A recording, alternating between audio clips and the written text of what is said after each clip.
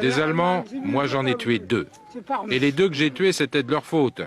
L'un était dans un trou, c'est un copain qui l'a vu. Alors, j'ai pris une grenade et toc, je l'ai balancé dans le trou. Et l'Allemand a sauté. Cet homme qui se remémorait en 1998 les combats de la Première Guerre mondiale, c'était Abdoulaye Ndiaye, qui était le dernier tirailleur sénégalais de 14-18. En 1914, Abdoulaye Ndiaye a 20 ans. Il est arraché à son village du Sahel et enrôlé de force dans les troupes coloniales françaises, emmené à Dakar, puis embarqué vers la Belgique pour rejoindre le front. Abdoulaye Ndiaye participe aussi à la bataille des Dardanelles en 1915, dans l'actuelle Turquie, avant de revenir participer à la bataille de la Somme.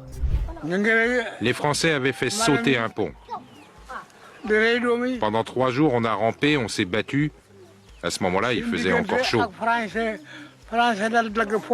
Mais les 160 000 tirailleurs ne vont pas tarder à découvrir l'hiver dans la boue de la Somme. Dans les 2 camps, 400 000 soldats y trouvent la mort et 600 000 autres sont blessés, dont lui, touché par 2 balles à la tête. La première est sortie par là, vous voyez? Elle m'avait frappé là. La seconde a ricoché contre mon casque et m'a touché là.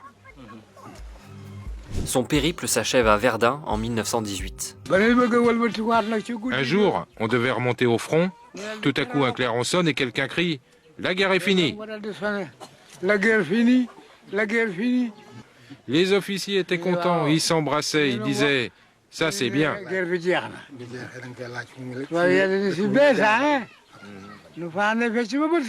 3 jours après, on nous a renvoyés chez nous, on nous a embarqués sur un bateau et c'était fini.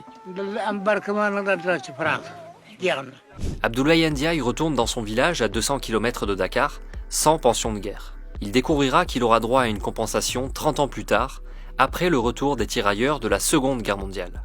Dernier tirailleur en vie en 1998, le Sénégalais meurt la veille du 11 novembre, jour où il devait recevoir la Légion d'honneur sur décision du président Chirac.